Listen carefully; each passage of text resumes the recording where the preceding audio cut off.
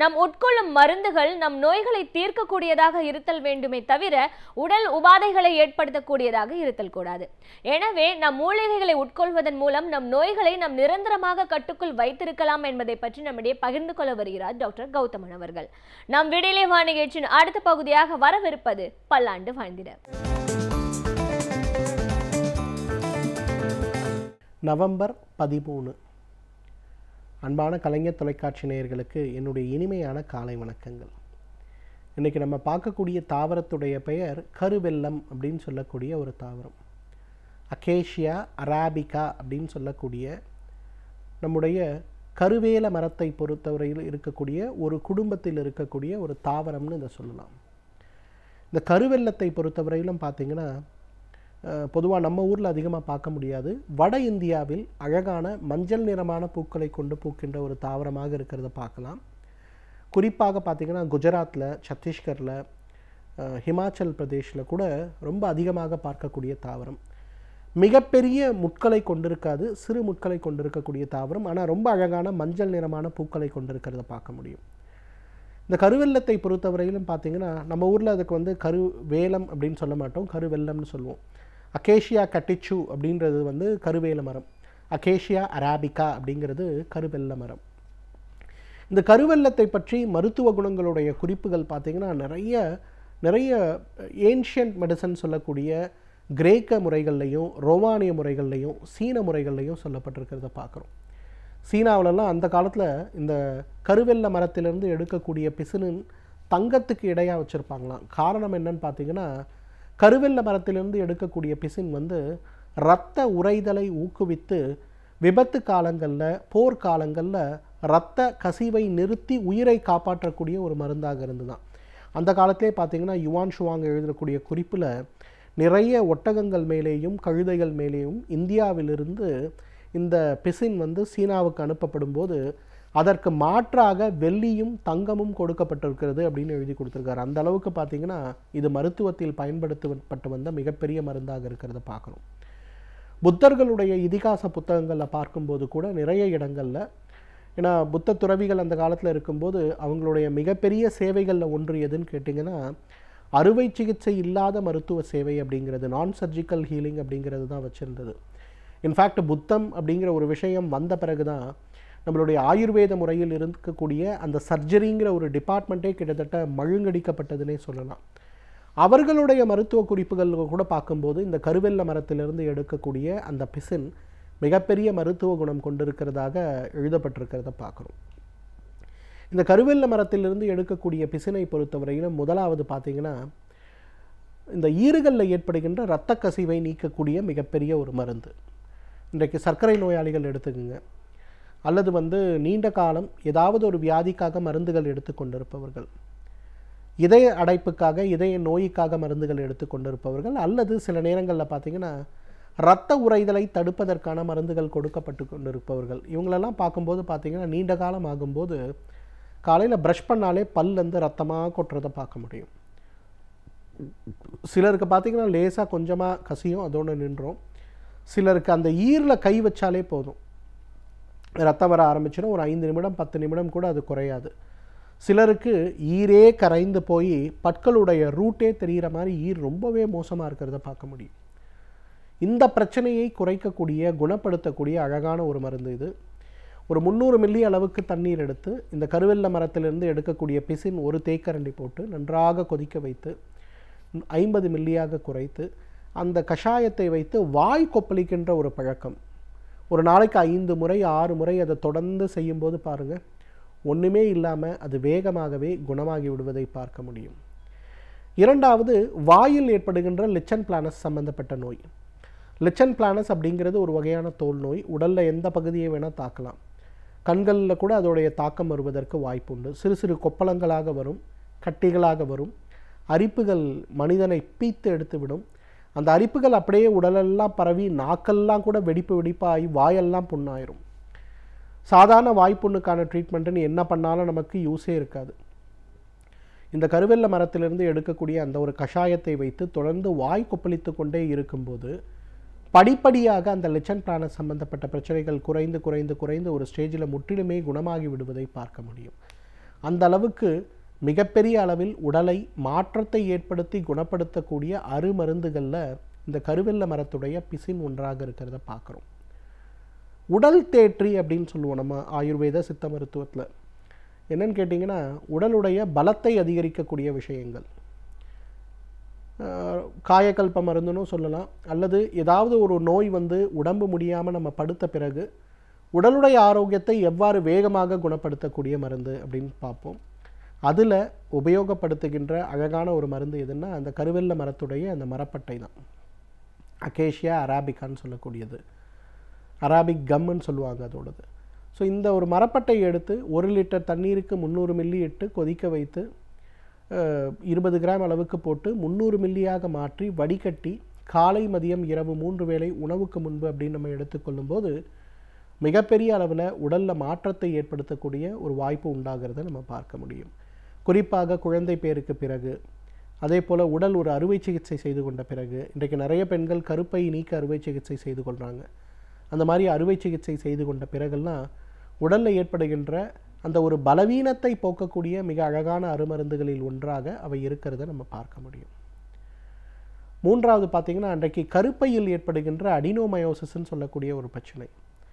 35 வயது இருக்கக்கூடிய பெண் திடீர்னு உதிரப்போக்கு அதிகமாகுது, மருத்துவர்கிட்ட போய் பரிசோதனை செய்து கொள்ளும்போது கருப்பை வீக்கம் ஏற்பட்டிருக்கிறது, இதை குறைக்க வேண்டும் அப்படின்னு சொல்லப்படுறதையும், கருப்பை வீக்கத்தை குறைப்பதற்கு என்னென்ன முயற்சிகள் எடுக்க வேண்டும் அப்படின்னு நம்ம பார்க்கும்போது அந்த அறுவை சிகிச்சை செய்து கொண்டு கருப்பையை எடுத்துருங்கன்ற அட்வைஸ் பெரும்பாலும் கொடுக்கப்படுறதை பார்க்குறோம். ஆனால் இயற்கையான முறையிலேயே வீங்கி இருக்கக்கூடிய கருப்பையை சுருங்க வைத்து உடலை பாதுகாக்கின்ற, கருப்பை வீக்கம் மட்டுமல்ல கருப்பையில் ஏற்படுகின்ற நார்க்கட்டிகளை நீக்கக்கூடிய அழகான அருமருந்துகளில் ஒன்று இந்த கருவெல்ல மரத்துடைய மரப்பட்டை. 1 லிட்டர் அளவுக்கு தண்ணீர் 20 கிராம் சூரணம் 300 மில்லியாக குறைத்து வடிகட்டி காலை மதியம் இரவு 3 வேளை உணவுக்கு முன்பு 100 மில்லி எடுத்துக்கொள்ளும்போது உடலுடைய ஆரோக்கியத்தில் மிகப்பெரிய மாறுதல் ஏற்பட்டு உடல் மேம்படுறதை நம்ம பார்க்க முடியும்.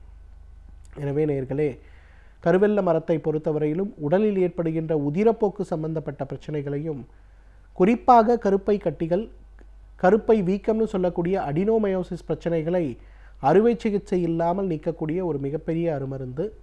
தகுந்த மருத்துவ ஆலோசனையின் பெயரில் சரியான முறைப்படி இதை உபயோகப்படுத்தி வந்தோமேயானால் நம்மாலும் பல்லாண்டு காலம் ஆரோக்கியமாக வாழ்ந்திட முடியும்.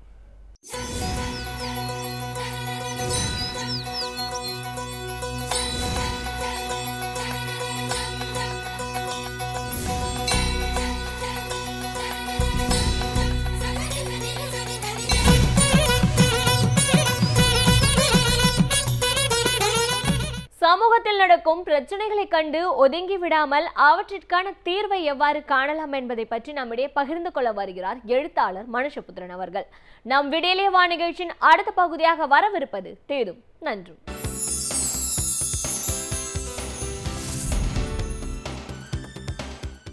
வணக்கம் நண்பர்களே, இன்னும் ஒரு இனிய காலை பொழுதில் தீதும் நன்றும் நிகழ்ச்சியில் உங்களை சந்திப்பதில் மிக்க மகிழ்ச்சி அடைகிறேன்.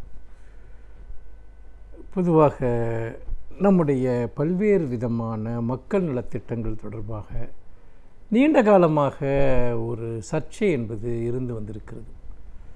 அது என்னவென்று சொன்னால், மக்களுக்கு இலவசங்களை கொடுப்பது என்பது மக்களை சோம்பேறியாக்குகிற ஒரு விஷயம் என்று. அந்த சர்ச்சை சமீபத்தில் ஒரு மிகப்பெரிய விவாதமாக சமூக வலைத்தளங்களில் மாறியிருப்பதை நாம் பார்க்கிறோம். நீண்ட காலமாக இருந்து வந்த அந்த சர்ச்சை என்பது ஒரு திரைப்படத்தை ஒட்டிய ஒரு சர்ச்சையோடு இணைந்து அது இன்றைக்கு ஒரு பெரிய விவாதமாக மாறி இருக்கிறது என்று சொல்லலாம். நிறைய அதை பற்றிய ஏராளமான பதிவுகளை தொடர்ந்து வாசிக்க முடிகிறது. இலவசங்களுக்கும் மக்களுக்குமான தொடர்பு என்பது என்ன? இலவசங்களுக்கும் அரசுக்குமான தொடர்பு என்பது என்ன? இலவசங்கள் என்பது ஏதோ மக்கள் மீது அரசு காட்டுகிற கருணையா அல்லது மக்களுடைய உரிமையா? இந்த கேள்விகளை நாம் எழுப்பிக்கொள்ள வேண்டியிருக்கிறது. ஆனால் பிரச்சனை என்னவென்று சொன்னால், இன்றைக்கு ஒரு சமூக வரலாற்றில் சில விஷயங்கள் ஏன் நடந்தன என்பதை பற்றி எந்த விதமான அடிப்படை புரிதலுமற்ற பலரும் இங்கு இந்த இலவசங்களை பற்றியெல்லாம் கருத்து கூறுகிறார்கள் அல்லது அது தேவையில்லை என்று சொல்கிறார்கள். எப்படி ஜாதி சர்டிஃபிகேட்டை நீங்கள் பள்ளிகளிலிருந்து ஒழித்துவிட்டால் ஜாதி ஒழிந்துவிடும் என்று சிலர் அபத்தமாக பேசி கொண்டிருக்கிறார்களோ அப்படித்தான் இதுவும். பள்ளிகளில் எதற்காக நாம் ஜாதி சான்றிதழ் தேவைப்படுகிறது? இடஒதுக்கீட்டிற்காக. இடஒதுக்கீட்டு மூலமாகத்தான் யார் யார் எந்தெந்த வகுப்பைச் சேர்ந்தவர்கள் என்று கண்டறிந்து தான் இடஒதுக்கீடு வழங்க முடியும். அதற்கு ஜாதி சான்றிதழ் என்பது மிக மிக அவசியம். அப்படி இருக்கிற போது ஜாதியை ஒழிப்பதற்காக கொண்டு வரப்பட்டது தான் ஜாதி சான்றிதழ். ஜாதி சமத்துவத்தை உருவாக்குவதற்காக கொண்டு வரப்பட்டது தான் ஜாதி சான்றிதழ். இதை புரிந்து கொள்ளாமல் சிலர் மேலோட்டமாக பள்ளிக்கூடங்களிலேயே ஜாதி இருக்கிறதே, ஜாதியை ஒழிக்க முடியுமா என்றெல்லாம் வாய்க்கு வந்ததை பேசுவார்கள். அப்படித்தான் இந்த இலவசங்கள் தொடர்பான சர்ச்சையையும் நான் பார்க்கிறேன். ஆனால் யார் இந்த இலவசங்கள் எல்லாம் தேவையற்றது என்று சொல்கிறார்கள் என்று பார்த்தால், வாழ்க்கையில் எல்லா வசதிகளையும் அனுபவிக்கக்கூடியவர்கள், எல்லா வாய்ப்புகளையும் பெற்ற சமூகங்களைச் சேர்ந்தவர்கள், அவர்கள்தான் இதை சொல்லுகிறார்கள் என்று தோன்றுகிறது. அல்லது இலவசங்களின் மூலமாக பல்வேறு பயன்களை அடைந்தவர்கள் பிற்காலத்தில் அதை உதாசீனமாக பேசுவதையும் கூட நான் பார்த்திருக்கிறேன். இலவசங்கள் இல்லாத நாடே இந்த உலகத்தில் கிடையாது. நாம் சில குறிப்பிட்ட வகைகளில் இங்கே இலவசங்களை வழங்குகிறோம். வேறு சில நாடுகளில் அது வேறு பல வடிவங்களில் நடைமுறையில் இருக்கிறது. உதாரணமாக, படித்துவிட்டு வேலை இல்லாமல் இருப்பவர்களுக்கு அரசு உதவித்தொகை கொடுக்கிறது. கல்வி, பொது சுகாதாரம் போன்ற விஷயங்கள் அரசினுடைய பொறுப்பு என்று அரசு கருதுகிறது. அது மட்டுமல்ல, ஆதரவற்றவர்கள், ஏழை எளிய மக்கள், அடித்தட்டு வாழக்கூடிய மக்களுக்கு ஏராளமான நலத்திட்டங்களை உலகில் வளர்ந்த நாடுகளில் இருக்கக்கூடிய அரசுகள் கூட தொடர்ந்து அளித்து கொண்டே தான் இருக்கின்றன. அப்படி பார்க்கிற போது இந்த விஷயத்தில் இலவசங்கள் என்பதை ஏதோ ஒரு விதத்தில் மக்களை சோம்பேறியாக்குகிற ஒரு விஷயம் என்று சிலர் பேசுவது என்பது அவர்கள் எவ்வளவு தூரம் சமூக அறிவற்றவர்களாக இருக்கிறார்கள் என்பதை பார்க்க வேண்டியிருக்கிறது. இந்தியா போன்ற நாடுகளில் ஒரு பொருளாதார வளர்ச்சி என்பது, அதாவது வளரக்கூடிய நாடுகளில், பெருமளவிற்கு தொழில் வளர்ச்சி இல்லாத நாடுகளில், பெரிய அளவிற்கு ஒரு எண்ணெய் வளம் போன்ற இயற்கை வளங்கள் இல்லாத நாடுகளில், அல்லது ஏற்றுமதியில் ஒரு பெரிய சாதனைகள் இல்லாத, அதாவது அந்நிய செலாவணியை அதிகம் ஈட்டக்கூடிய வாய்ப்பு இல்லாத நாடுகளில் நிச்சயமாக வறுமையும் ஏற்றத்தாழ்வும் நீண்டகால பிரச்சனையும் ஏராளமான மக்கள் வறுமை கோட்டிற்கு கீழ் வாழ்கிறார்கள். அதனால் சுதந்திர இந்தியாவிற்கு பிந்தைய நிலையை எடுத்துக்கொண்டால் நாம் பல மாநிலங்களில் கல்வி, வேலைவாய்ப்பு, பொது சுகாதாரம் போன்ற விஷயங்களில் நிறைய முன்னேற்றங்களை அடைந்திருக்கிறோம். தேவையான அளவிற்கு அடைந்திருக்கிறோமா என்பது வேறொரு விவாதத்திற்குரிய ஒரு பிரச்சனை. நிறைய விஷயங்கள் நாம் முன்னேறி இருக்கிறோம். அதிலே தமிழ்நாடு போன்ற மாநிலங்கள் ஒருபடி மேலே சென்றன என்று தான் சொல்ல வேண்டும். அதிலும் முக்கியமாக திராவிட இயக்கம், திமுக ஆட்சி என்பது மக்களுக்கு அடிப்படையான எல்லா விஷயங்களும் கிடைக்க வேண்டும் என்பதில் உறுதியாக இருந்தது. அதுதான் ஒரு சமூகத்தில் சமூக நீதியை நிலைநாட்டுவதற்கான ஒரு விஷயம் என்கிற போது இடஒதுக்கீடு மூலமாக முதலில் கல்வியில் சமத்துவம் கொண்டு வரப்படுகிறது சாதிகளுக்கிடையே. பிறகு பரவலாக கல்வி உதவித்தொகைகள் பிற்படுத்தப்பட்ட ஒடுக்கப்பட்ட மாணவர்களுக்கு வழங்கப்படுகின்றன, பெண்களுக்கு வழங்கப்படுகின்றன. விவசாயிகளுடைய முன்னேற்றத்திற்காக அவர்களுக்கு இலவசமாக நிலம் கொடுக்கப்படுகிறது, இலவச மின்சாரம் கொடுக்கப்படுகிறது. இதெல்லாம் முதலீடுகள். அதாவது நீங்கள் விவசாயிகளுக்கு, சிறு விவசாயிகளுக்கு நிலமும் மின்சாரமும் நீங்கள் கொடுக்கிற போது அவர்கள் உணவு உற்பத்தியில் ஈடுபடுகிறார்கள். அதன் மூலம் நம்முடைய உணவு உற்பத்தி அதிகரித்ததை நாம் வரலாற்று ரீதியாக நாம் பார்த்திருக்கிறோம். அவை முதலீடுகள். அதே போல் நீங்கள் பசிப்பிணியிலிருந்து மக்களை விடுவிப்பது மிக மிக முக்கியம். என்றால் பசிப்பிணியற்ற ஒரு தலைமுறை தான் எதிர்காலத்தில் மிகச்சிறந்த மனித ஆற்றல் உள்ள தலைமுறையாக வளரும். அப்பொழுது மிகச்சிறந்த பொது விநியோக திட்டத்தின் மூலமாக இலவச பொருட்கள், விலை குறைந்த பொருட்களை எல்லாம் இன்றைக்கு நாம் திராவிட இயக்க ஆட்சியில் நாம் கொடுத்து வந்திருக்கிறோம்.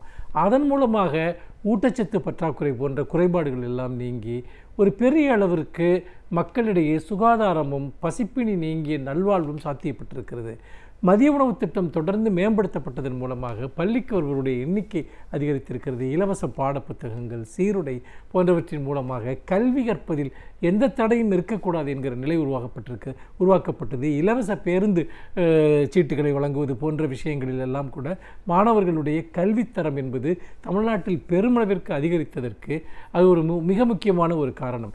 இப்படி எந்தெந்த துறையை நீங்கள் எடுத்துக்கொண்டாலும் சரி, இந்த இலவச பொருள்கள் என்பது, அது இப்போ வண்ண தொலைக்காட்சி பெட்டியை நீங்கள் எடுத்துக்கொண்டால் 2 கோடி பேருக்கு திமுக ஆட்சி வண்ண தொலைக்காட்சி பெட்டி கொடுத்ததன் மூலமாக ஒரு மிகப்பெரிய சமூக புரட்சி நடந்தது என்று சொல்லலாம். அப்படி பார்க்கிற போது சமூகம் மாற வேண்டும் என்றால் மனித வளம் மேம்படுத்தப்பட வேண்டும், மனிதர்களுக்கிடையே சமத்துவம் நிலவ வேண்டும். மக்களுடைய வரிப்பணத்தில் பெறுகிற பணத்தை ஒரு மக்கள் நல அரசு மக்களுக்கு திரும்பவும் ரீடிஸ்ட்ரிபியூட் செய்கிறது, பகிர்ந்தளிக்கிறது. இலவசம் என்பது அது கருணை கிடையாது, அது மக்களுடைய உரிமை. மக்கள் பணம் மக்களுக்கே கொடுக்கப்படுகிறது என்பதுதான் அதனுடைய அர்த்தம். ஆகவே இலவசங்களுக்கு எதிராக செய்யப்படுகிற பொய் பிரச்சாரங்கள் எல்லாமே சமூக நீதி வரலாறு அறியாதவர்களுடைய பிரச்சாரம் என்பதை நீங்கள் மறந்துவிடக்கூடாது. மீண்டும் இன்னும் ஒரு புதிய சிந்தனையோடு உங்களை சந்திக்கிறேன். நன்றி, வணக்கம். பல்வேறு துறைகளில் பல சாதனைகளை படைத்தவர்கள் வல்லுநர்கள். அவர்களுடைய அனுபவங்களை நம்முடன் பகிர்ந்து கொள்ளும் போது அது நமக்கு சிறந்த தூண்டுகோலாக அமைகின்றது. அந்த வகையில் இன்றைய சிறப்பு விருந்தினர் யார் என்பதை பற்றியும் அவர்கள் என்ன செய்திகளை நம்முடன் பகிர்ந்து கொள்ளப் போகிறார்கள் என்பதையும் பார்க்கலாம். நாம் விடியலே வா நிகழ்ச்சியின் அடுத்த பகுதியாக வரவிருப்பது சிறப்பு விருந்தினர் பகுதி.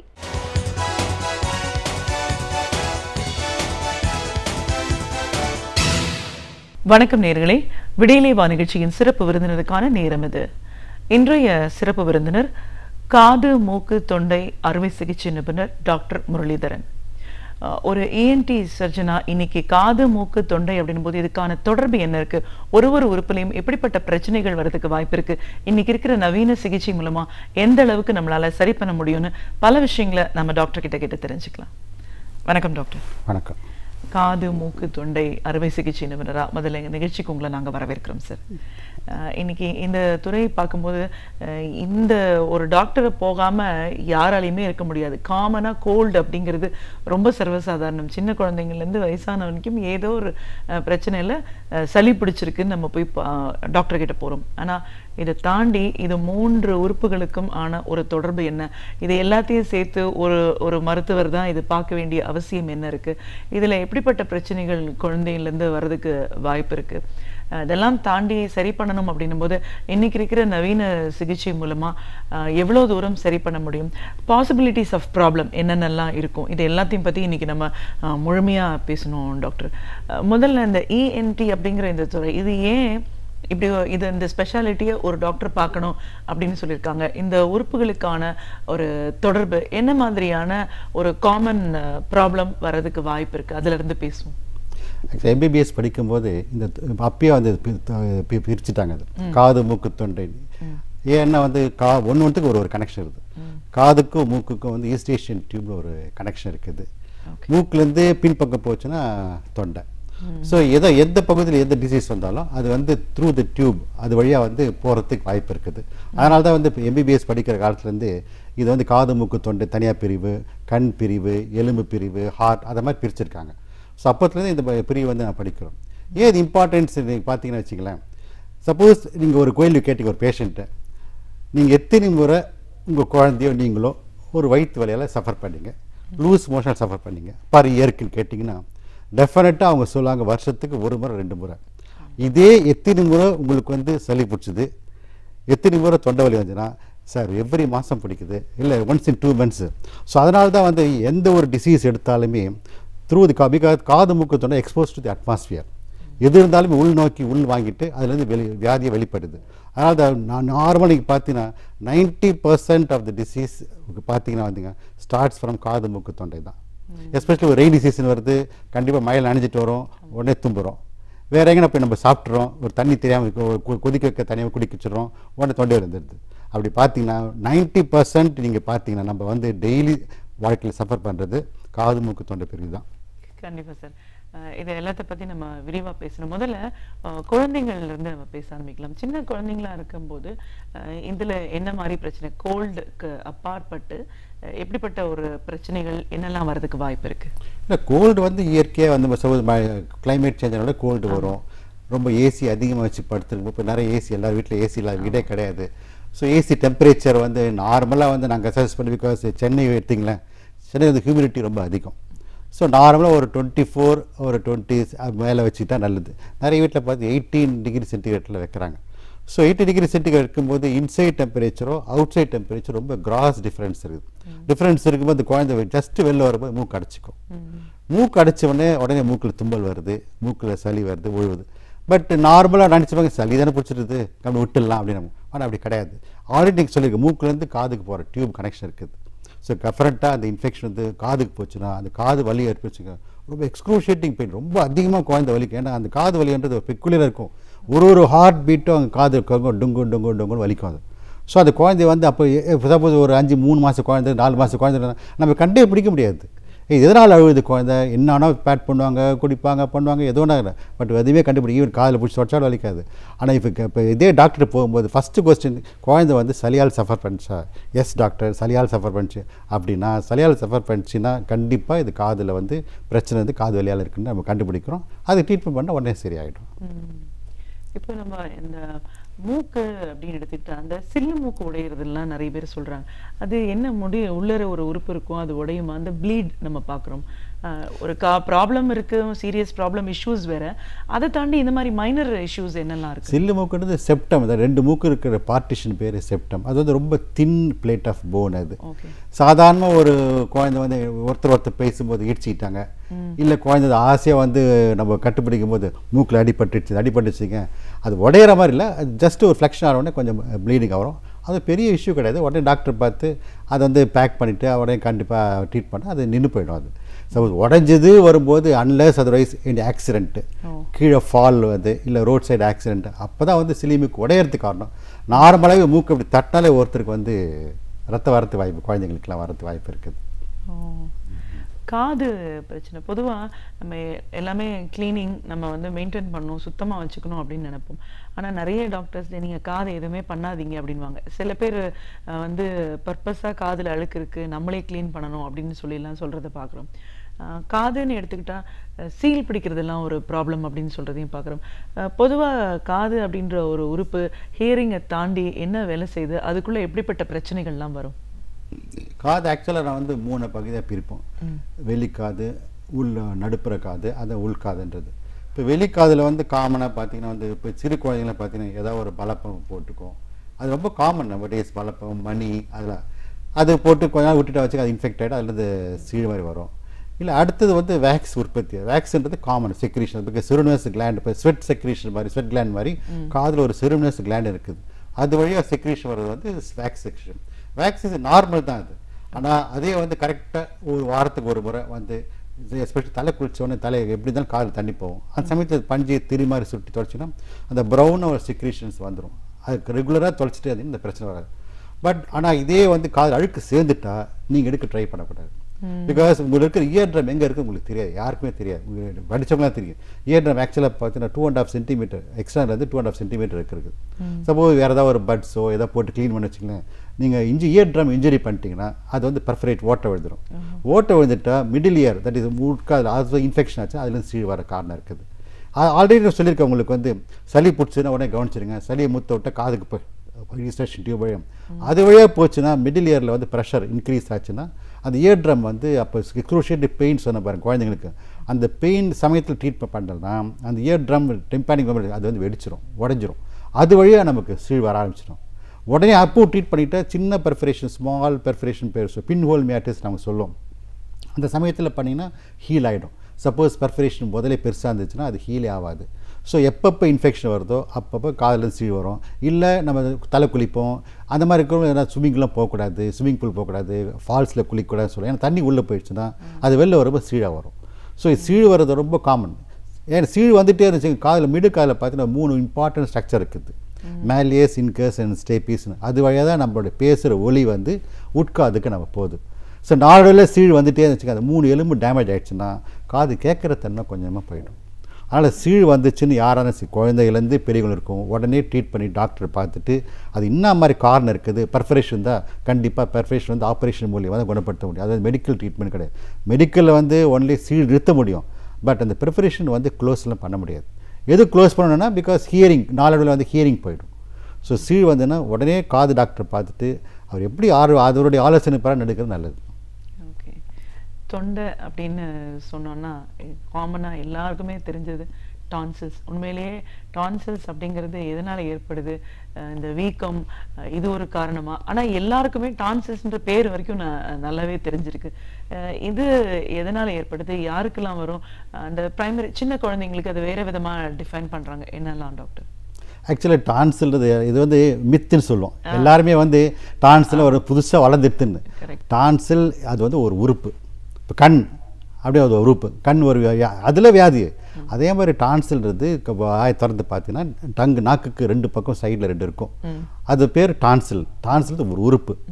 அது வந்து சப்போஸ் இன்ஃபெக்ட் ஆயிடுச்சுன்னா தட் இஸ் கால் டான்சிலைட்டிஸ் சொல்லுவோம். இன்ஃபெக்ஷன் ஆயிடுத்துன்னு. ஆக்சுவலாக வந்து இப்போ சப்போஸ் ஒரு வெளியில் தண்ணி குடிச்சிட்டிங்க, கூல்டாக குடிச்சிட்டாங்க, ஒவ்வொருத்தருக்கு ஒரு பொருள் ஒத்துக்காமல் இருக்கும். அதால் வந்து டான்சிலைட்டிஸ் இன்ஃபெக்ஷன் வரும். நார்மலாக வந்து இப்போ எங்களுடைய டீச்சிங் பிரகாரம் பார்த்தீங்கன்னு வச்சுக்கலாம், டான்சிலைட்டிஸ் இன்ஃபெக்ஷன் அதில் புக்கிலே கொடுத்துருப்பாங்க. வருஷத்துக்கு 3 முறைக்கு வந்ததுனால் மெடிக்கல் ட்ரீட்மெண்ட் பண்ணலாம். 3 முறைக்கு மேலே வந்ததுனால் we have to திங்க், சரி சர்ஜரி போகலாமான்றது திங்க் பண்ணும். ஆனால் நிறைய வந்து மித்து என்ன, நிறைய பேருக்கு யாரை கேட்டாலும் டான்சில் வந்து டிஃபென்ஸ் மெக்கானிசம், அதுதான் வந்து போலீஸ்மேன், வாயில் எது சாப்பிட்டாலும் அது வழியாக நம்ம போகுது, அது வந்து ப்ரொடெக்ட் பண்ணுது. கரெக்ட் தான், எல்லாரும் சொல்கிறது உண்மை தான். அது டான்சில்ன்றது அது லிம்ஃபேட்டிக் சிஸ்டம், ஒரு சிஸ்டத்தில் வந்து டான்சில் ஒரு ப்ரொடெக்ட் பண்ணுது. ஆனால் அந்த ப்ரொடெக்ஷன் பண்ணுறதே கெட்டு போச்சுன்னா அது வச்சுக்கலாமா? அது வந்து வச்சுக்கிட்டு என்ன ஆகிடும்னா அதனோட இன்ஃபெக்ஷன் வந்து வேறு இடத்துக்கு பரவிச்சுன்னா ரொம்ப டேஞ்சர் ஆகிடும். எங்கெங்கே பரவுன்னா இப்போ ஜாயிண்ட் பெயின், ஆர்த்ரைட்டிஸ் கேள்விப்பட்டிங்கன்னா அது யாராவது கேட்டிங்கன்னா இன்னும் நிச்சயமாக சின்ன வயசில் அவங்க டான்சில் சஃபர் பண்ணியிருப்பாங்க. இப்போ கிட்னி ஃபெயிலியர், கிராமுலர் நெஃப்ரைட்டிஸ்னு பேர், கிட்னி வந்து டான்சிலால் அஃபெக்ட் ஆகும். அதே ருமேட்டிக் ஹார்ட் டிசீஸ் ஒரு கண்டிஷன் இருக்குது, அதில் வந்து அது மைட்ரல் வாசினோசிஸ், வால்வர் பால்பர், அது எல்லார காரணம் கேட்டிங்கன்னா ப்ரைமரி ஹிஸ்ட்ரி கேட்டிங்கன்னா டெஃபினட்டாக டான்சிலைட்டிஸ் சஃபர் பண்ணியிருப்பாங்க. ஸோ அது ஒரே ஒரு காரணத்துக்கோசம் தான், 3 காரணத்துக்கோசம் தான் டான்சில் இன்ஃபெக்ஷன் 3 வாரம் வரந்தால் பரவாயில்ல, பட் அதே ரிப்பீட்டடாக வந்தது. அதனால் கண்டிப்பாக வந்து டான்சில் ஆப்ரேஷன் பண்ணிக்கிறது நல்லது. ஏன்னா டான்சில் மட்டும்தான் இல்லை நம்ம உடம்புல, டான்சிலை தவிர உடம்பு வேறு எந்த பகுதியிலும் இந்த லிம்ஃபேட்டிக் சிஸ்டம், இம்யூன் மெக்கானிசம் வேறு எங்கெங்கோ ப்ரொடெக்ட் பண்ணிடுது. அந்த டான்சில் ஆக்சுவலாக பார்க்க பார்த்தீங்கன்னா ஒரு 10% தான் நமக்கு இருக்குது டான்சில் அந்த சுற்றி இருக்குது. பட் அதை தவிர 90% அப்டமனில் பேயர்ஸ் பேச்சஸ் நம்ம ஸ்டொமக்கில் இருக்குது, இன்டெஸ்டின் இருக்குது, அந்த டிஷ்யூ இருக்குது, அதுலேருந்து இம்யூன் சிஸ்டம் டெவலப் ஆகுது. பட் இது வந்து பிரச்சனை என்னன்னா தொண்டையில் வலிச்சு global nephritis, heart disease problem வரதால இது டான்சில் ஆப்ரேஷன் பண்ணுறது ஒரு கெடுதல் கிடையாது. இப்போது டான்சில்ஸ் நம்ம பேசியிருக்கோம், இப்போ சின்ன குழந்தைங்களுக்கும் இப்படிப்பட்ட ஒரு பிரச்சனை வருவாங்க. பட் ஒரு சர்ஜரி அப்படிங்கிறது எந்த காலகட்டத்தில் நம்ம பண்ணோம் இல்லாமல் தவிர்க்கவும் முடியுமா? அதாங்க ஏற்கனவே சொல்லியிருக்க மாதிரி தவிர்க்க முடியும். ஆனால் இப்போ சப்போஸ் ரெஸ்ட்ரிக்ட் பண்ணோம். ஆனால் டான்சிலுடைய ஃபங்க்ஷன் வந்து நீங்கள் பார்த்தீங்கன்னா ஒரு 15 வயசு 14 வயசுக்கு வரைக்கும் தான் இருக்கும். எந்த குழந்தையுமே நம்ம வந்து 15-17 வயசு தாண்டும் போது ஆட்டோமேட்டிக்காக அது ரிக்ரெஸ் ஆகிடும், சைஸ் ரிக்ரெஸ் ஆகிடும், அதனுடைய ஃபங்க்ஷன் வந்து அவ்வளோ இருக்காது. சப்போஸ் ஒரு 5 வயசு குழந்தைக்கு வந்துச்சுன்னா அந்த 5 வயசு குழந்தை 15 வயசு வரைக்கும் வெயிட் பண்ண முடியுமா? அது கொஸ்டின் மார்க். நம்ம இதே ஒரு 12 வயசு குழந்தைக்கு வந்துச்சுன்னா we can wait for 3 more years, சரி பார்க்கலாம். பட் 15 வயசுக்கு அப்புறமும் பிரச்சனை வந்ததுனால் வேறு வழியே கிடையாது, பண்ணி தான் ஆகணும். ஸோ இது மாதிரி அட்வைஸ் பண்ணுவோம். அது உண்மை. முக்கியமாக பார்த்தீங்கன்னா பெண்களுக்கு பார்த்தீங்கன்னு வச்சிங்கன்னா ஒரு 5 வயசு பெண்களுக்கு வந்தது வச்சிங்களேன், அது வந்து பெரிய பொண்ணு ஆகும்போது ஒரு 12 வயசில் அந்த மெனார்க்கி வரும்போது அப்போ வந்து டான்சில் இன்ஃபெக்ஷன் வந்துச்சுன்னா ஹார்மோன் சிஸ்டம் எஃபெக்ட் ஆகும்போது மற்றபடி அவங்க பெண் ஏன் ஒல்லியாக இருக்குது, குழந்தை வளரல, வயசுக்கு வந்த குழந்தை வளரல, அது காரணம் வந்து பார்த்தா டான்சில் இருக்கும். அப்படியே சப்போஸ் மிஸ் ஆயிடுச்சு அப்படின்னா என்னுடைய அட்வைஸ் என்னன்னா பிஃபோர் கெட்டிங் மேரேஜ் டான்சில் பிரச்சனை பண்ணிவிடுங்க. ஏன் பண்ணணும்னா பிகாஸ் இம்மிடியட் ஆஃப்டர் மேரேஜ் எல்லாருமே வந்து ப்ரெக்னென்ட் ஆகிடுவாங்க. டியூரிங் ப்ரெக்னென்சி சப்போஸ் டான்சில் இன்ஃபெக்ஷன் வந்ததுன்னா டான்சிலைட்டிஸ் ட்ரீட் பண்ணலாமா வேணாமான்ட்டு ஒரு பிரச்சனை வரும். இஎன்டி சர்ஜன் சொல்லுவார், சார் மெடிசன் கொடுத்தா சரி பண்ணணும்னு. இதே மெடிசனை வாங்கிட்டு போயிட்டு அவங்களுடைய ஆப்ஸ்டெட்டிக்ஸ் கைனகாலஜிஸ்ட் மகப்பேறு டாக்டர் பார்த்தீங்கன்னா ஐயோ இந்த மெடிசனை கொடுக்கூடாது, பட் பேஷண்ட் வந்து கஷ்டப்படுவாங்க. ஸோ மை சின்சியர் அட்வைஸ் வந்து பெண்களுக்குன்னா அட்லீஸ்ட் பிஃபோர் மெனார்க்கி பெரிய பொண்ணு ஆகிறதுக்கு முன்னாடி பண்ணிடுறது நல்லது. இல்லைனா at the time of pregnancy வந்ததுனால் 2 பேருக்கும் பிரச்சனை, மதருக்கும் பிரச்சனை, குழந்தைக்கு பிரச்சனை, ஆன்டிபயோட்டிக்லாம் சரி பண்ண முடியாது, ஆன்டிபயோட்டிக் கொடுக்கலாமா வேணாமன்றது பிரச்சனை, மகப்பேறு மாத்திரை கேட்டால் கொடுக்கூடாதுவாங்க, இஎன்டி டாக்டர் கேட்டால் கொடுக்கணுன்னுவாங்க, கன்ஃபியூஷன் ஸ்டார்ட் ஆகிடும். கரெக்ட். இன்னும் ஒரு முக்கியமான ஒரு பிரச்சனை நம்ம சாதாரணமாக எடுத்துக்கக்கூடியதும் கூட கொரட்டை அப்படின்னு சொல்கிறோம், இந்த ஸ்னோரிங். இது ரொம்ப காமன். நம்ம எல்லாரும் பார்த்தா எல்லாம் பார்த்தா எல்லாருக்குமே எல்லாம் கொரட்டை விடுவாங்க. அது வந்து ஒன்று ஹெரிடிட்டரின்னு கூட சொல்கிறத பார்க்குறோம். ஆனால் ஒரு பக்கத்தில் இன்றைக்கி நிறைய ஆய்வுகள் சொல்லுது இட் இஸ் ஃபேட்டல். கொரட்டையோட தீவிரம் ஜாஸ்தி ஆகும்போது உயிரே போகக்கூட ஒரு வாய்ப்பு இருக்குது அப்படின்னு சொல்கிறாங்க. இதை நம்ம சீரியஸாக எடுக்கணும், ஒரு பிரச்சனை இருந்தால் மருத்துவர் அணுகணும்னு சொல்கிறாங்க. எவ்வளோ தூரம் இது உண்மை டாக்டர்? கொரட்டைன்றது தூக்கத்தில் வந்து சத்தம், பட் ஆனால் அவருக்கு தெரியாது யாருக்குமே. பிகாஸ் இது காமன்லி சீன் மேல் பார்க்குறோம், பட் அவங்களுக்கு தெரியாது. ஆனால் பட் கூட இருக்க பார்ட்னரோ கூட தூங்குறவங்களுக்கு பிரச்சனை வரும். இப்போ சைல்டுலேருந்து எடுத்து வச்சுக்கோங்க, சைல்டு வந்து நார்மலாக கொரட்டை வந்து ரொம்ப காமனாக பார்க்குறீங்க. ஒரு 3 வயசு 4 வயசு 5 வயசு குழந்தைங்க பார்த்தீங்கன்னா கொரட்டை. பட் சைல்டு கொரட்டை வந்து காமனாக அடினாய்டு பேர், மூக்கு பின்னாடி ஒரு சதர். இதே டான்சில் பேசின பாருங்கள், அதேமாரி அதே சிஸ்டம் லிம்ஃபேட்டிக் சிஸ்டத்தில் மூக்கு பின்னாடி ஒரு சதர் இருக்குது, அது பேர் அடினாய்டு. அடிநாடு வந்து ரொம்ப பெருசாக இருந்ததுன்னா கண்டிப்பாக ஏர் அப்ஸ்ட்ரக்ஷன், மூக்குலேருந்து காற்று அஃபெக்ட் ஆச்சுன்னா கண்டிப்பாக அந்த குழந்தைக்கு ஆப்ரேஷன் பண்ணணும். அது விட்டுட்டா என்ன ஆகும்னா முக்கால்வாசி குழந்தைங்க பார்த்தீங்கன்னா மவுத் ப்ரீத்திங் இருக்கும். அடினாய்டு இருந்துச்சுன்னா மவுத் ப்ரீத்திங் இந்த நாளடி ஞாபகம் பல் வந்து எடுப்பாயிடும். பல் பார்க்குறதுக்கு ஒரு அக்லி லுக்காக இருக்கும். அந்த சைல்டு வந்து ரொம்ப லித்தார்ஜிக்காக இருக்கும், ரொம்ப சோம்பேறித்தனமாக இருக்கும், அவ்வளோ ஆக்டிவிட்டீஸ் கம்மியாக இருக்கும். பிகாஸ் ரெக்கரண்ட் இன்ஃபெக்ஷன், நைட்டில் வந்து வாயை திறந்து தூங்குது, ஆக்சிஜனேஷன் கம்மியாக இருக்குது. அந்த மாதிரி இருக்கிறவங்க குழந்தைய கண்டிப்பாக பண்ணுறது. ஏன்னா நிச்சயமாக ஒரு 10-12 வயசு எகெயின் பல் டாக்டர் போய் பார்க்கணும், பல் எடுப்பாயிடுச்சு, அதுக்கு ட்ரீட் பண்ணணும். ஸோ டெஃபினட்டாக தூக்கம் கெட்டு போகுது. அதனால் குழந்தைக்கு பக்கத்தில் இருக்க அப்பா அம்மாவுக்கும் தூக்கம் கெட்டு போகுது. ஒரே சத்தம் போட்டுனே இருக்கும் குழந்தை தூங்கும்போது, அதை பார்த்து பயந்துடுவாங்க. ஸோ குழந்தைய பொறுத்த வரைக்கும் அடினாய்டு தான் மூல காரணம். As a age advances fat obesity இப்போ எல்லாருமே சொல்கிறாங்க ஃபிட்னஸ் சென்டர் எதுக்கு நம்ம சொல்கிறேன்னா ஒபீஸாக இருக்கவங்களுக்கு இந்த காமன். அந்த ஒபீஸாக இருக்கவங்களுக்கு ஏர்வே அப்ஸ்ட்ரக்ஷன் இருந்துச்சுனால் ஸ்னோரிங் ஃபஸ்ட்டு வந்து இனிஷியலாக ஸ்டார்ட் வித் ஸ்னோரிங். அவ்வளோ பேர் ஸ்னோரிங் வந்து disturbance to others, but he is not disturbing him. அவங்களுக்கும் அதில் பிரச்சனை வராது. இதே ஒரு காலகட்டத்தில் ஸ்னோரிங் வந்து என்ன அப்ஸ்ட்ரக்டிவ் ஸ்லீப் அப்படியே நாங்கள் சொல்லுவோம். அதனால் நான் ஸ்னோரிங் பண்ணிட்டே இருப்பாங்க, திடீர்னு வந்து பார்த்தீங்கன்னா மூச்சு நின்று போயிடும் for few second, again snoring start ஆகும். அதை மாதிரி ரிப்பீட்டடாக வரும்போது கூட பார்ட்னர் கூட ஒய்ஃபோ வரவங்களோ பயந்துறாங்க, ஐயோ இருக்காரா இல்லையா அப்படின்றது. பட் நாளோட ஒரு ரிசர்ச் எல்லாம் நிறைய இடத்துல பண்ணியிருக்காங்க, ஆய்வு பண்ணியிருக்காங்கன்னா இப்போ சைலண்ட் டெத் அப்படின்றது இப்போ வந்து இப்போ ரீசெண்டாக எல்லாமே கண்டுபிடிக்காங்க. சைலண்ட் டெத்துக்கு என்ன காரணம் கண்டுபிடிச்சிருக்காங்கன்னா is called obstructive sleep apnea. இந்த மாதிரி தூக்கத்தில் வந்து நின்று வருது பாருங்கள், மூச்சு நின்று வருதுங்க, அவங்களுக்கு இது வந்து வந்திருக்குது அப்படின்னு இப்போ ஆய்வுகளை கண்டுபிடிச்சிருக்காங்க. ப்ளஸ் அதே மாதிரி அப்செக்டிவ் ஸ்லீப் அப்படியே இருக்கும்போது சர்டன் ஃபியூ செகண்ட்ஸ் வந்து பிளட் சப்ளையோ ஆக்சிஜன் கம்மியாகுது, இதுக்கு பிரெயின் கம்மியாகுது. அதை மாதிரி இருக்கவங்க டே டைமில் பார்த்தீங்கன்னா டே டைம் ஸ்லீப்பினஸ் அதிகமாக இருக்கும். சாதாரண ஒருத்தர் பேசிகிட்டே இருப்பாங்க, ஒரு 2 நிமிஷம் பேச மட்டும் உடனே தூங்கிடுவாங்க. அதே ஒரு ஓட்டிகிட்டே வண்டி ஓட்டுறவங்க இருக்காங்க, ஒரு சிக்னலில் வந்து ஜஸ்ட் ஒரு ½ minute 1 minute சிக்னல் நின்று போயிடுச்சுன்னா தூங்கிடுவாங்க. ஸோ அதை வந்து ரிஸ்க் ஃபேக்டர் அதிகமாக இருக்குது. ஸோ அவங்க வந்து வண்டி ஓட்டக்கூடாது, அதே மாதிரி 4 wheel ஓட்டினா அது அவங்களுக்கும் ஒரு டேஞ்சர் இருக்குது. ஸோ அப்செக்டிவ் ஸ்லீப் எப்படின்னா வரும்போது கண்டிப்பாக வந்து டாக்டர் பார்க்குறது நல்லது. அப்போ வந்து இஎன்டி டாக்டர் பார்க்கும்போது ஏர்வே அப்ஸ்ட்ரக்ஷன், தட் இஸ் நோஸ்லேருந்து த்ரோட் வரைக்கும் எங்கேயாவது அப்ஸ்ட்ரக்ஷன் இருக்குது. நோஸில் வந்து பார்த்தீங்கன்னா பாலிப் இருக்கும், நோஸில் வந்து செப்டல் டீவியேஷன் இருக்கும், வேறு ஏதாவது க்ரோத் எதாவது இருக்குதா, அது இருந்துன்னா கண்டிப்பாக நாங்கள் ஆப்ரேஷன். இல்லை டங்கு ஒவ்வொருத்தருக்கு பார்த்து ரொம்ப பெருசாக இருக்கும், நாக்கு பார்த்தீங்கன்னா ரொம்ப தடிமான தங்கம் இருக்கும், அதுக்கு இப்போ எல்லாம் ஆப்ரேஷனில் வந்துருச்சு. சப்போஸ் இதில் எது சரியாக ரொம்ப ஃபேட்டாக இருக்கிறாங்க, சர்ஜரி வந்து கான்ட்ராண்டிக் சர்ஜரி பண்ண முடியாத ஒரு சுச்சுவேஷன் வரும்போது இப்போ புதுசாக கண்டுபிடிச்சி சிபேப் மிஷின் வந்திருக்காங்க. அதை வச்சுட்டு வந்து அவங்க வந்து ஆக்சிஜனேஷன் வந்துகிட்டே இருக்கும், அது ஆக்சுவலாக முகத்தில் மாட்டிக்கிட்டு நோஸில் வாயிலே மாட்டிக்கிட்டு தூங்குறதுனால. ஏன்னா ஆக்சிஜன் நைட்டில் வந்து ஆக்சிஜன் வந்து கரெக்டாக போச்சுன்னா டே டைமில் பிரச்சனை வராது. ஸோ டே டைம் ஆக்டிவிட்டீஸ் வந்து ஆக்டிவாக பிரிஸ்காக இருப்பாங்க, இல்லைன்னா அவங்க எப்போ தூங்கிட்டே இருப்பாங்க. ஓகே, இதில் எவ்வளோ காம்ப்ளிகேஷன்ஸ் இருக்குது, நம்ம சாதாரணமாக எடுக்கக்கூடிய விஷயம். இப்போ ஒரு துறையுமே பார்த்தீங்கன்னா மருத்துவத்தில் பெரிய ஒரு வளர்ச்சி, ஒன்றுத்துக்கும் அதற்கான ஸ்பெஷாலிட்டி சூப்பர் ஸ்பெஷாலிட்டிலாம் இருக்கிறத நம்ம பார்க்குறோம். இஎன்டி பொறுத்த வரைக்கும் இந்த துறை எவ்வளோ தூரம் வளர்ந்துருக்கு சார்? நாங்கள் படிக்கிற போது இப்போ வந்து medical council of India award பண்ணுறது எம்எஸ் டிகிரி, எம்எஸ்ல இஎன்டி, அதோடு நின்று போயிடுது.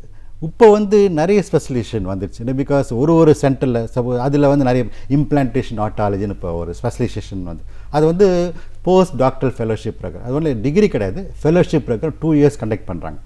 அதில் என்ன பண்ணுறாங்கன்னா வந்து காது கேட்கிறது, காக்லியர் இம்ப்ளான்ட்லாம் நீங்கள் பார்த்துருப்பீங்க, சின்ன பிறந்த குழந்தைங்களுக்கு டெஃப் அண்ட் டம் இருந்ததுன்னா காக்லியர் இம்ப்ளான்ட் வச்சு அது வழியாக நம்ம வந்து காது கேட்கறதுக்கு முயற்சி பண்ணுறோம். ஸோ அதுக்கு சென்டரில் வந்து சர்டன் சென்டர்ஸ் வந்து நிறைய கேஸ் பண்ணியிருப்பாங்க. ஸோ அவங்க வந்து ரொம்ப ஸ்பெஷலைசேஷன் பண்ணியிருப்பாங்க, நம்ம அங்கே போய் ட்ரைனிங் எடுத்துக்கலாம். ஸோ அது வந்து ஒரு சூப்பர் ஸ்பெஷாலிட்டின்னு இல்லை ஃபெலோஷிப் ப்ரோக்ராம் இருக்குது. அதே மாதிரி ஃபோனோ சர்ஜரி இப்போ வந்து இப்போ சிங்கர்ஸ்க்கு வந்து வாய்ஸ் ப்ராப்ளம் வருது, டீச்சர்ஸ்க்கு வாய்ஸ் ப்ராப்ளம் வருது, பொலிட்டீஷியன்ஸுக்கு வாய்ஸ் ப்ராப்ளம் வருது, அது எப்படி வாய்ஸ் கரெக்ட் பண்ணுறது அப்படின்னு ஒரு ஃபெலோஷிப் ப்ரோக்ராம், ஃபோனோ சர்ஜரி ப்ரோக்ராம் இருக்குது. அதே மாதிரி பேஸ் ஆஃப் தி ஸ்கல் பேஸில் வந்து சப்போஸ் அதில் வந்து எண்டோஸ்கோபிக் ஸ்கல் பேஸ் சர்ஜரின்னு அது வந்து அதுக்கு ஒரு ஃபெலோஷிப் வந்துடுது. பீடியாட்ரிக் இஎன்டி, சப்போஸ் ஒரு பீடியாட்ரிக் ஹாஸ்பிட்டலில் அவங்க வந்து அங்கே பீடியாட்ரிக் இங்கே எடுத்துக்கிட்டு பீடியாட்ரிக் ஹாஸ்பிட்டல் 12 வயசு வரைக்கும் தான் பார்ப்போம். வேற கவர்மெண்ட் ஜெனரல் ஹாஸ்பிட்டல் பெரிய ஹாஸ்பிட்டல் வந்து 12 வயசுக்கு மேலே தான் பார்ப்போம். ஸோ ஒருத்தர் வந்து ஒரு இஎன்டி படிச்சுட்டு எம்எஸ் இஎன்டி படிச்சுட்டு ஒரு பீடியாட்ரிக் ஹாஸ்பிட்டலில் ஒரு 5 வருஷம் அங்கேயே ஒர்க் பண்ணாருன்னா டெஃபினட்டாக அவர் வந்து டெய்லி 12 வயசு குழந்தைங்க தான் பார்க்குறாரு, பிறந்த குழந்தைலேருந்து பார்க்குறாரு. வேற அடல்ட்டில் உட்காந்து ஜிஹெச்சில் தான் வச்சுக்கோங்க, அவன் வந்து பிறந்த குழந்தை நம்ம பார்க்க முடியாது, பார்க்குறதுக்கு வாய்ப்பே இல்லை. ஸோ அதனால் வந்து அங்கே வந்து இருக்கிறவங்க வந்து ட்ரெயின் ஆகிருக்காங்க, நல்ல ட்ரெயினர். ஸோ நம்ம போய் அங்கே போய் ட்ரைனிங் எடுத்தால் அதுக்கு இப்போ வந்து எம்ஜிஆர் மெடிக்கல் யூனிவர்சிட்டி அவார்ட் கொடுத்துருக்காங்க. இது சர்டன் சென்டர்ஸில் வந்து எங்கெங்கே பீடியாட்ரிக் இருந்தோ they called as pediatric ENT surgeon. Actually degree கிடையாது, they can go and get training for 2 years. அப்போ வெல்வர்ஸ்ட் ஆச்சுன்னா அது பிஎன்டி கேஸ் வந்துச்சுன்னா அவங்க கண்டிப்பாக ட்ரீட் பண்ண முடியும். ஸோ இதுதான் பிரான்ச் வந்துருக்குது இப்போ. இப்போது இந்த சிகிச்சை முறைகள்லாம் நம்ம பேசும்போது டாக்டர், இப்போ அறுவை சிகிச்சை அப்படின்னு எடுத்துட்டா ஒரு துறையிலையும் இப்போ இந்த நுண்துளை அறுவை சிகிச்சை இதெல்லாம் நம்ம பார்க்குறோம். இந்த ஃபீல்டை பொறுத்த வரைக்கும் ஏன்னா இப்போ ஆர்த்தோவே ஒரு நாளில் ஹாஸ்பிட்டலைசேஷன்றது வந்து ஒரு வாரம்னு இருக்கிறத தாண்டி இப்போலாம் காலையில் வந்தால் ஈவினிங்கே போகலாம், நீங்கள் அடுத்த நாள்லே ஒர்க்குக்கு போகலாம் அப்படின்லாம் சொல்கிறாங்க. இந்த இஎன்டியை பொறுத்த வரைக்கும் இந்த நுண்துளை மூலமாக எவ்வளோ தூரம் பண்ணுறதுக்கு வாய்ப்பு இருக்குது? இப்போ ஆக்சுவலாக இப்போ எண்டோஸ்கோப்பின்றது இப்போ இங்கே இந்தியா இப்போ சென்னையில் பார்த்து எண்டோஸ்கோப்பி நாங்கள் படிக்க 1990 அந்த ரேஞ்செலாம் வந்துச்சு. எண்டோஸ்கோப்பி வந்து நோஸ் வழியாக நிறைய சர்ஜரி பண்ணுறோம் நாங்கள். ஆக்சுவலி வெறும் எண்டோஸ்கோப் வழியாக த்ரூ தி மானிட்டர் கேமரா வழியாக பார்த்துட்டு இதில் வந்து நோஸில் எந்த சர்ஜரி இருந்தாலும் இங்கே ஸ்கார் இருக்கும், பெரிய ஓப்பன் பண்ணி பண்ணுவோம். இப்போ அது மாதிரி தேவையே இல்லை. எண்டோஸ்கோப் வழியாக நோஸில் இருக்கிற polyp, septum, even the brain surgery வந்து இஎன்டி சர்ஜரி எங்களால் பண்ண முடியும். இப்போ இதில் வந்து பிட்யூட்டரி டியூமர் வந்து ஸ்கல் ஓப்பன் பண்ணி பண்ணுவாங்க யார் நியூரோ சர்ஜன். இப்போ வந்து அவங்க வந்து இஎன்டி கொடுத்துறாங்க, நீங்கள் வந்து நோஸ் வழியாக அப்ரோச் பண்ணுங்கள். ஸோ எந்த ஸ்காரும் கிடையாது, எந்த பிரச்சனையும் கிடையாது. அது நோஸ் வழியாக பண்ணும்போது ஒரு நாள் 2 நாள் தான் ஸ்டே இன் தி ஹாஸ்பிட்டல். வேற நீங்கள் பிரெயின் ஸ்கல் ஓப்பன் பண்ணிங்கன்னா ஸ்கல் ஓப்பன் பண்ணி பண்ணுறது வந்து அவங்க வந்து எப்படி இருந்தாலும் ஒரு 10-15 நாள் இருப்பாங்க. ஸோ ஆஃப்டர் எண்டோஸ்கோப் வந்ததுக்கப்புறம் நோஸில் வந்து எல்லாமே day time day care centre மாதிரி டே கேர் சர்ஜரி மாதிரி ஆகிடுது. 2 நாள் 1 நாள் மேக்ஸிமம் 2ஆவது நாள் அவங்க வீட்டுக்கு போயிடலாம். அது மாதிரி இப்போ எண்டோஸ்கோப்பி வந்துச்சு. அதே மாதிரி மைக்ரோஸ்கோப் இதில் நேரடியாக பார்த்தோம். மைக்ரோஸ்கோப் இயர் சர்ஜரி வந்துருச்சு. நியூ டைப் கோஆபுலேஷன் ஒரு மிஷின் வந்துருச்சு. அது வழியாக பண்ண வந்து ரத்தம் இருக்காது, ஸ்கார் இருக்காது, ப்ளஸ் வந்து பெயின் இருக்காது.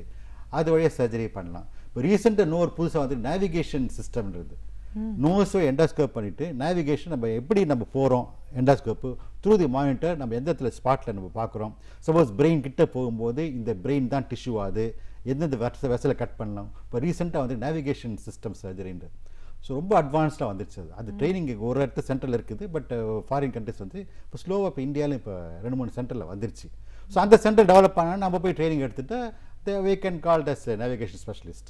இந்த துறை இது 3 உறுப்புகளுக்குமான ஒரு தொடர்பு என்ன, இதை ஒரு மருத்துவர் பார்க்க வேண்டிய அவசியம் என்ன, இதில் எப்படிப்பட்ட பிரச்சனைகள் வர்றதுக்கெல்லாம் வாய்ப்பு இருக்குது, அதற்கான சிகிச்சை முறைகள் அப்படின்னு வரும்போது இன்றைய நவீன சிகிச்சை மூலமாக எவ்வளோ தூரம் அதை நம்ம சரி பண்ணுறதுக்கான ஒரு வாய்ப்புகள் இருக்குது. பொதுவாக நம்ம எந்த பிரச்சனையும் வராமல் பாதுகாக்கணும் போது இன்றைய காலகட்டத்தில் கடைபிடிக்க வேண்டிய வழிமுறைகள் என்னென்னு பல விஷயங்களை எங்களோட நீங்கள் பகிர்ந்ததுக்கு நன்றி. நன்றி. இலக்கிய தேடல்கள், வரலாற்று சான்றுகள் இவைகளிலிருந்து நாம் படிக்க தவறியவைகளை நமக்கு சிறு சிறு தொகுப்புகளாக தொகுத்து அழகு தமிழில் வழங்க வருகிறார் பேராசிரியர் சுபவீரபாண்டியன் அவர்கள். நாம் விடியலேவா நிகழ்ச்சியின் அடுத்த பகுதியாக வரவிருப்பது ஒன்றே சொல் நன்றே சொல்.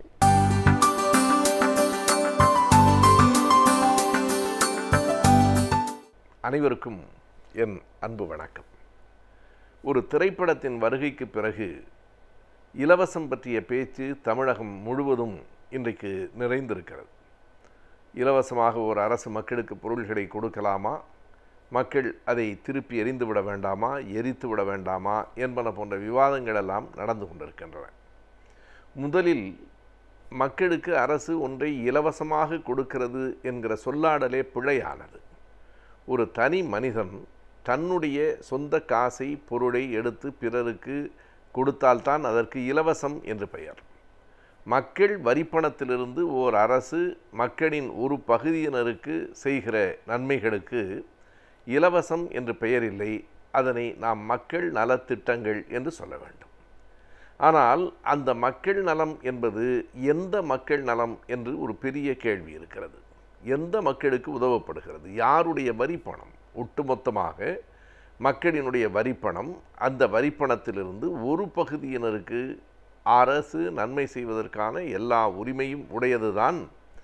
ஆனாலும் அந்த அரசு யாருக்கு நன்மை செய்கிறது, யாருக்கு அந்த திட்டத்தை வழங்குகிறது என்பது குறிப்பிடத்தக்க ஒன்று என்றுதான் சொல்ல வேண்டும்.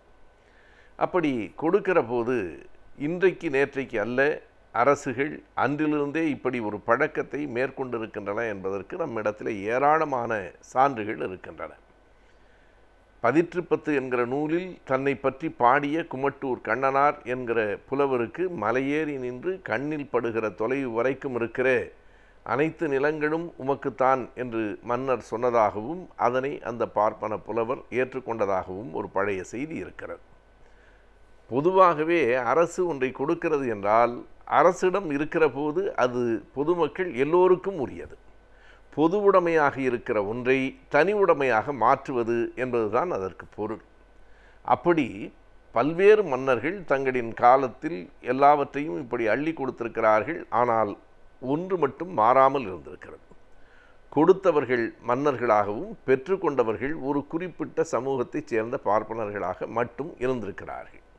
அப்படி கொடுக்கப்படுகிற நிலங்களுக்கு பிரம்மதேயம் என்றும் சதுர்வேதி மங்கலம் என்றும் அன்றைக்கு பெயர். பிரம்மதாயம் என்பதுதான் பிரம்மதேயம் என்றாயிற்று. தாயம் என்றால் உரிமை.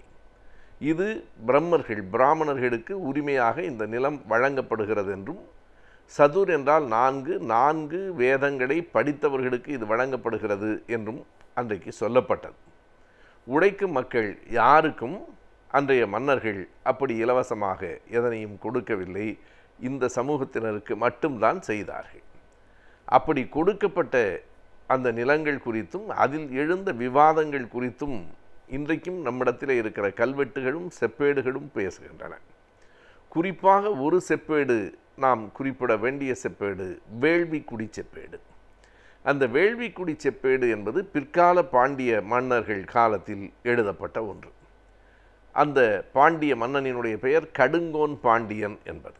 கடுங்கோன் பாண்டியன் அரசவையில் வீற்றிருந்த போது ஒரு வயது முதிர்ந்த பார்ப்பனர் உள்ளே வந்து அவனிடத்திலே முறையீடு செய்கிறார்.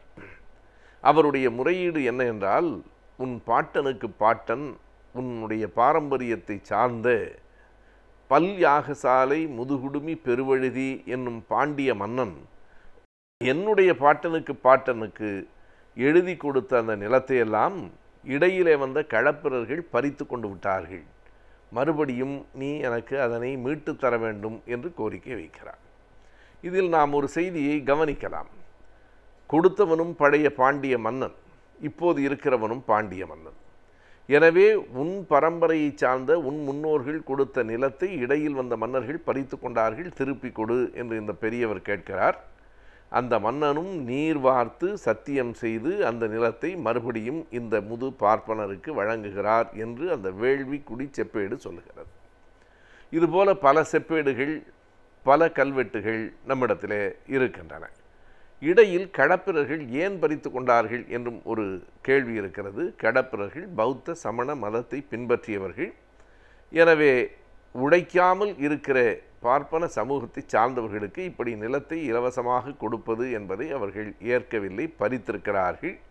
மறுபடியும் பிற்கால பாண்டியர்கள் காலத்தில் இவர்கள் அதனை பெற்றுக்கொண்டிருக்கிறார்கள் என்பது நம்முடைய பழைய வரலாற்றிலிருந்து பெறப்படுகிற ஒரு செய்தி. இதனையும் கூட நாம் இலவசம் என்று சொல்ல வேண்டியதில்லை, அரசு கொடுத்த நிலம்தான். ஆனால் அதனால் பயன்பெற்ற மக்கள் யார் என்பதை பார்க்க வேண்டும். இன்றைக்கு வழங்கப்படுகிற பொருள்களால், அரசு கொடுக்கிற அந்த நன்மைகளால் பயன்பெறுகிற மக்கள் கூட்டம் யார் என்பதை பார்க்க வேண்டும். இரண்டும் மக்களுக்கான நலத்திட்டம்தான், இரண்டும் அரசினால் கொடுக்கப்படுவது தான்.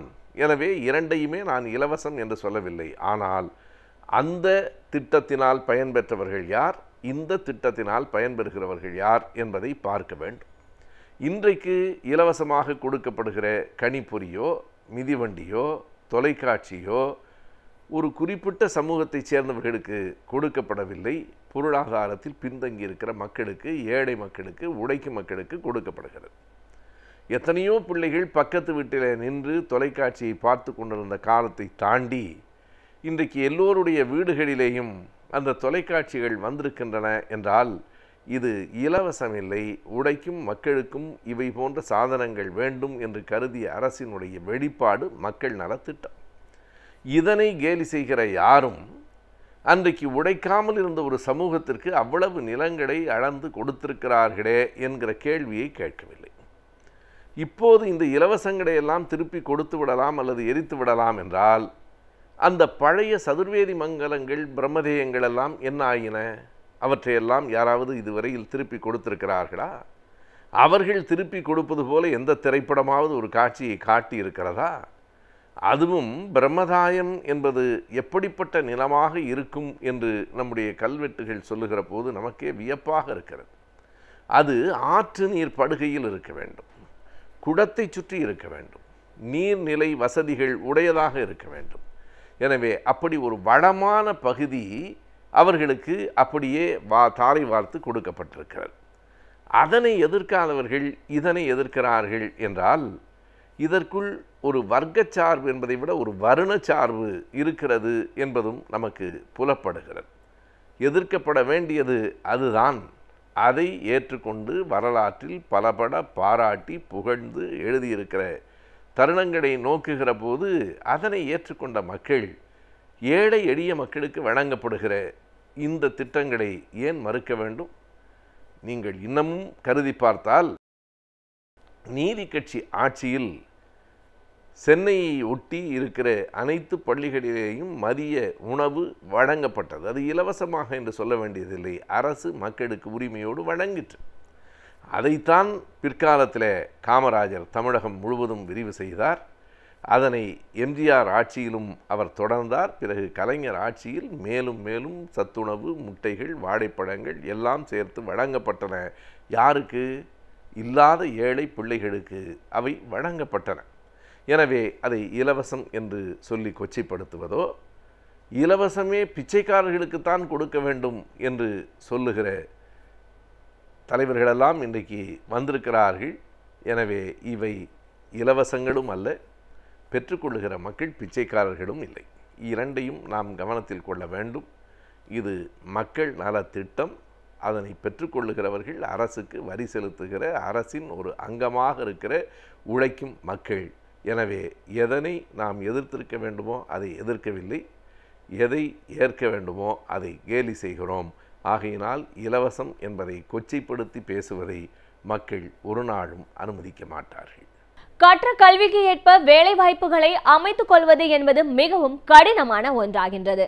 எனவே கற்ற கல்விக்கு ஏற்ப வேலை வாய்ப்புகள் எவை என்பதை பற்றியும் வேலை வாய்ப்புகளுக்கு ஏற்ற கல்வி முறைகள் எவை என்பதை பற்றியும் பார்க்கலாம்.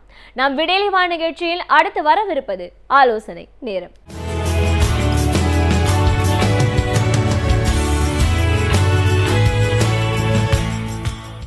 வணக்கம். இன்றைய ஆலோசனை நேரத்தில் வந்து the career as sales அப்படிங்கிறத பற்றி இன்றைக்கி பார்ப்போம். அதாவது ஒரு எவர்கிரீன் கெரியர் அப்படின்னு பார்த்தோம் அப்படின்னா எத்தனை நூறாண்டு காலம் போய் பார்த்தாலும் சேல்ஸ் வந்து ஒரு எவர்கிரீன் கெரியர். பட் நார்மலாக வந்து ஒரு சேல்ஸ் ட்ரைனிங் இல்லை சேல்ஸ் ரெக்ரூட்மெண்ட் அப்படின்னு பார்த்தோம் அப்படின்னா இன்றைக்கி வந்து மிக மிக கடினமாக இருக்குது. அதாவது பல நிறுவனங்கள் வந்து சேல்ஸுக்கு வந்து ஆட்கள் வேணும் அப்படின்னு பார்க்குறாங்க. அதற்கான ஆட்கள் கிடைப்பதில்லை. மார்க்கெட்டிங் கூட ஓரளவுக்கு கிடைச்சிருவாங்க, ஆனால் சேல்ஸுக்கு வந்து ஆட்கள் கிடைக்கிறதில்ல. ஆனால் வந்து ஒரு நிச்சயமான ஒரு ஆப்பர்ச்சுனிட்டி, எல்லைகள் இல்லாத ஏர்னிங் அப்படின்னு பார்த்தோன்னா சேல்ஸில் தான் கிடைக்கிது. சேல்ஸ் அப்படிங்கிறது என்ன அப்படின்னு பார்த்தோம் அப்படின்னா 90% கன்விக்ஷன் அபவுட் வாட் வி செல். நம்ம என்ன விற்கிறோமோ, என்ன பொருளை வந்து விற்கிறோமோ அதில் 90% கன்விக்ஷன். நமக்கு அதில் வந்து ஒரு உறுதியான நம்பிக்கை, அதான் கன்விக்ஷன் அப்படிங்கிறோம். 10% வந்து நம்மளோட கன்விக்ஷனை வந்து கம்யூனிகேட் பண்ணுறது.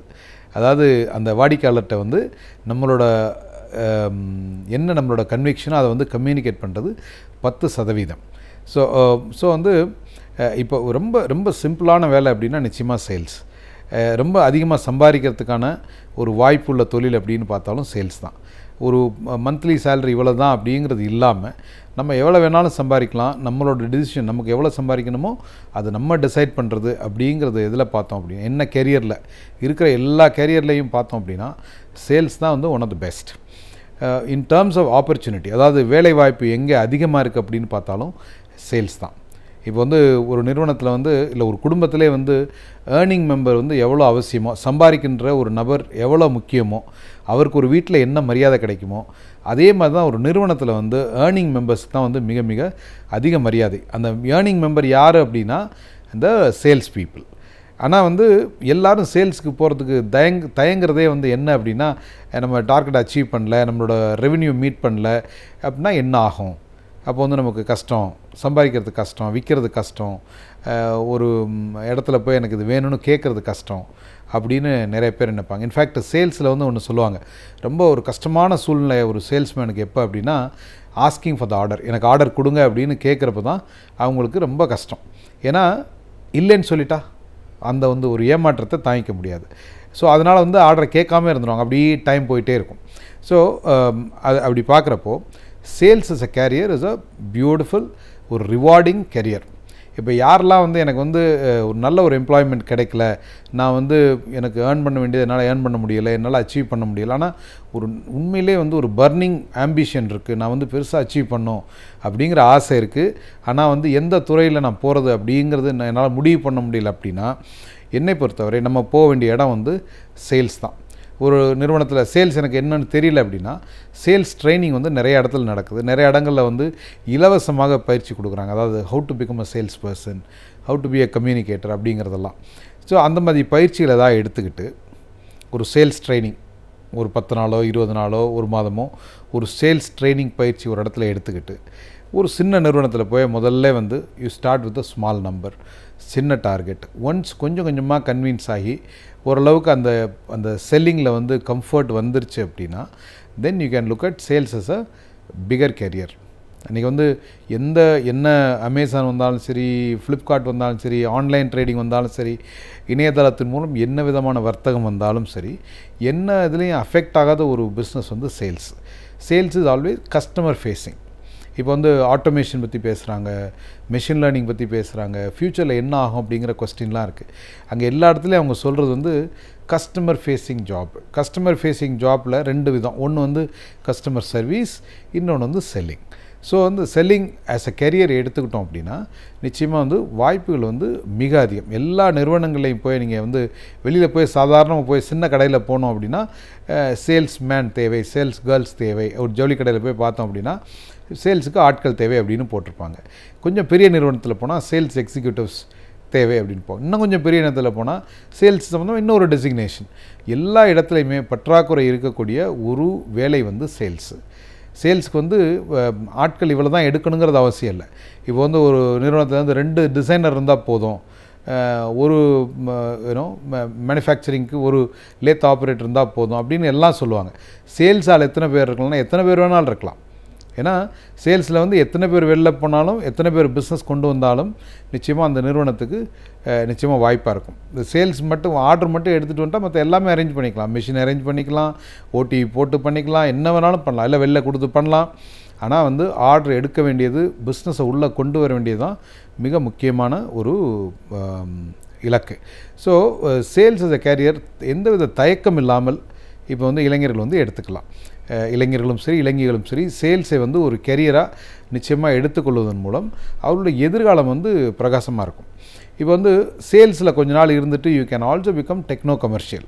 அதாவது ஒன்ஸ் நீங்கள் கமர்ஷியலில் இருந்து அந்த நுணுக்கங்களை கற்றுக்கொண்டால், கஸ்டமர்ஸ் என்ன கேட்குறாங்க, அவங்களுடைய எதிர்பார்ப்புகள் என்ன, ஒரு கஸ்டமரை எப்படி சாட்டிஸ்ஃபை பண்ணுறது, ஒரு பையரை எப்படி சாட்டிஸ்ஃபை பண்ணுறது அப்படிங்கிறது ஒருத்தருக்கு தெரிஞ்சிருச்சு அப்படின்னா அவங்க சேல்ஸில் மட்டும் இல்லை மற்ற அலுவலையிலேருந்து நிச்சயமாக அவங்களால வந்து சிறப்பாக செயல்பட முடியும்.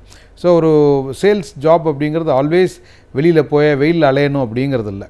நிறைய நேரங்களில் வந்து சேல்ஸ் அப்படின்னா ஓகே ஃபீல்டில் போய் அலையணும், இதில் போய் அலையணும் அப்படிங்கிற மாதிரிலாம் இல்லை. இப்போ வந்து எல்லாமே சேல்ஸ் அண்ட் மார்க்கெட்டிங் வந்து ஃபுல்லாக டிஜிட்டலாக வேறு மாறிடுச்சு. ஒரு ரூம்லேயே உட்காந்துட்டு தொலைபேசி மூலமோ இல்லை சோசியல் மீடியா மார்க்கெட்டிங் மூலமோ கம்யூனிகேட் பண்ணி அங்கேருந்து நம்ம வந்து சேல்ஸ் பண்ண முடியும். ஸோ ஒரு சேல்ஸ் இஸ் அ கேரியர் இந்த ஃப்யூச்சருக்கு நிச்சயமாக ஒரு நல்ல ஒரு வாய்ப்பாக அமையும். இப்போ நார்மலாக ஒரு கேள்வி கேட்பாங்க, சேல்ஸ் அண்ட் மார்க்கெட்டிங் அப்படிங்கிறது வேறையா அதே இதா அப்படின்னு. சேல்ஸ் என்பது வேறு, மார்க்கெட்டிங் என்பது வேறு அப்படின்னு சொன்னால் ஒரு சின்ன டிஃப்ரென்ஸ் தான் 2 இடையில். மார்க்கெட்டிங் அப்படிங்கிறது ஒரு வாடிக்கையாளரோட தேவைகளை சரியாக புரிந்து கொண்டு அதற்கான முறையில் கம்யூனிகேட் பண்ணுறது. சேல்ஸுங்கிறது சர்வீஸிங் த நீடு.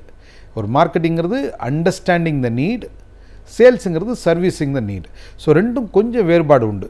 மார்க்கெட்டிங்கிறது கொஞ்சம் ஃபேஷனபிள், சேல்ஸுங்கிறது கொஞ்சம் ஏன்னா ஃபீல்டு லெவலில் இறங்கி பண்ண வேண்டிய வேலை. இப்போ ஒரு மார்க்கெட்டிங் எக்ஸிக்யூட்டிவ் 2 மார்க்கெட்டிங் எக்ஸிக்யூட்டிவ் இருப்பாங்க, அந்த இடத்துல 20 சேல்ஸ் எக்ஸிக்யூட்டிவ் இருப்பாங்க. ஸோ சேல்ஸ் அப்படிங்கிறது ஒரு அதிகமான வேலைகளை கொடுக்கக்கூடிய ஒரு ஃபீல்டாக இருக்குது. மார்க்கெட்டிங் அதோட கொஞ்சம் niche. So somebody understand sales well, அவங்களால வந்து மார்க்கெட்டிங்கும் நல்லா புரிஞ்சுக்க முடியும். பிற்காலத்தில் அவங்க வந்து சேல்ஸ்லேருந்து மார்க்கெட்டிங் போக முடியும். அதிலிருந்து பின்னாடி வந்து டெக்னோ கமர்ஷியல் அந்த மாதிரி பெரிய பெரிய பொசிஷனுக்கு போக முடியும். யார் சேல்ஸில் சக்ஸஸ்ஃபுல்லாக இருக்காங்களோ அவங்க தான் பிற்காலத்தில் அந்த நிறுவனத்தோட தலைவர்களாக ஆகிறதுக்கு வாய்ப்பு இருக்குது. ஏன்னா நிறுவனங்களுக்கு வந்து நிதியை பணத்தை கொண்டு வரவங்க தான் மிக மிக அவசியம். ஸோ அதனால் சேல்ஸில் இருக்கவங்க வந்து ஃப்ரம் த பிகினிங் வந்து நிறுவனத்துக்கு தேவையான பொருள் ஈட்டக்கூடியவர்கள்.